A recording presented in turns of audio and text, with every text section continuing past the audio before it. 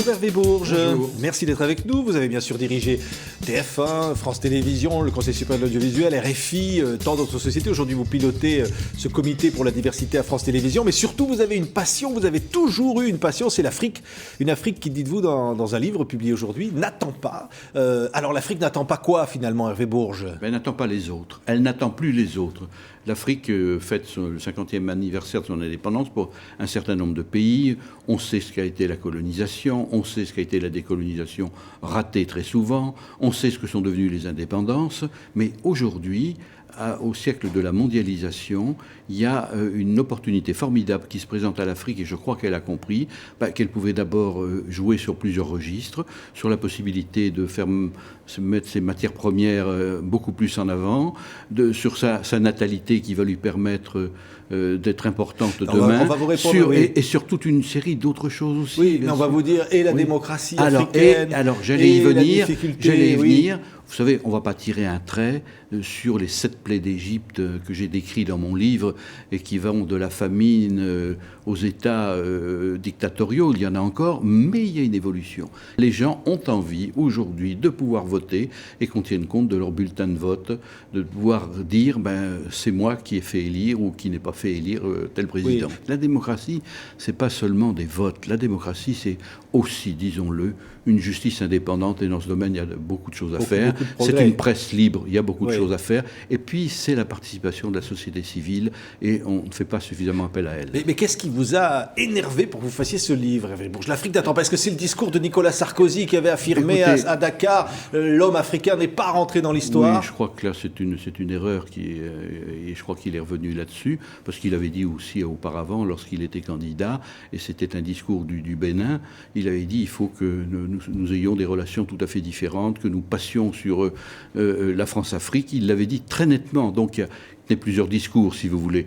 Ce qui est sûr, c'est qu'aujourd'hui, au siècle de la mondialisation, avec la montée en puissance des nations émergentes, le Brésil, la Chine, qui investissent en Afrique, etc., qui investissent en Afrique, et qui, disons-le malheureusement, mais c'est ainsi, ils ne vont pas regarder si les droits de l'homme sont sauvegardés pour faire des affaires, mais ils font des affaires, et au fond, les Africains se rendent compte qu'ils peuvent saisir tout à fait cette opportunité-là. Donc c'est un autre monde qui n'exclut pas le passé, ni les erreurs du passé, mais qui va résolument de l'avant. Et moi j'en ai assez d'entendre toujours dire que l'Afrique, c'est le continent misérable, c'est le continent où il y a les coups d'État, c'est vrai aussi, il y a ça beaucoup de difficultés. Mais oui, c'est vrai, mais je le dis dans le premier chapitre, mais ce qui est vrai aussi, c'est que c'est un continent où il y a une croissance de 5%, et c'est le seul continent où ça se passe aujourd'hui de cette manière. C'est un continent qui a des ressources, c'est un continent où il y a une population importante, c'est un continent qui profite des évolutions technologiques. Regardez,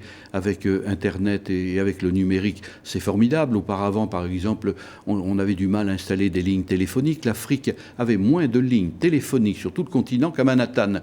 Et aujourd'hui, avec le portable, avec Internet, l'Afrique peut jouer un rôle mondial. Et les grandes puissances ont parfaitement compris le rôle que pouvait jouer l'Afrique. Et vous savez, je voudrais rappeler, François Mitterrand m'avait dit, c'était en 1983, lors de son voyage officiel. J'étais à l'époque à RFI. Au Cameroun, il avait dit la France sans l'Afrique au XXIe siècle n'a pas d'histoire. Ouais. Eh ben, je crois qu'il faut qu'on renoue des relations tout à fait nouvelles avec l'Afrique, qu'on abandonne la France-Afrique. La France-Afrique, oui, c'est quoi? C'est les profiteurs de part et d'autre. Oui, mais on dit quoi? L'Afrique a plus besoin de la France, mais par contre la France a besoin aujourd'hui de l'Afrique. C'est ça que vous dites? D'une certaine manière, oui. Et pourquoi la France n'a pas l'air de toujours en être consciente? La France a besoin, par exemple, de cadres, etc. Vous savez que l'ambassadeur des États-Unis, ici, à Paris, va en banlieue parisienne et propose des stages à tous ceux qu'il considère comme demain ceux qui compteront. Ces minorités visibles dont on parlait. C'est-à-dire que c'est fini. Je crois que d'autres ont parfaitement compris que l'Afrique de demain peut jouer un rôle, et que ce rôle-là, il faut lui permettre de le jouer, de l'aider à établir une démocratie, de l'aider à... C'est pas du paternalisme, comme ça a été parfois. Vous parlez de la France-Afrique, je dirais que c'est des intérêts communs qu'il faut défendre.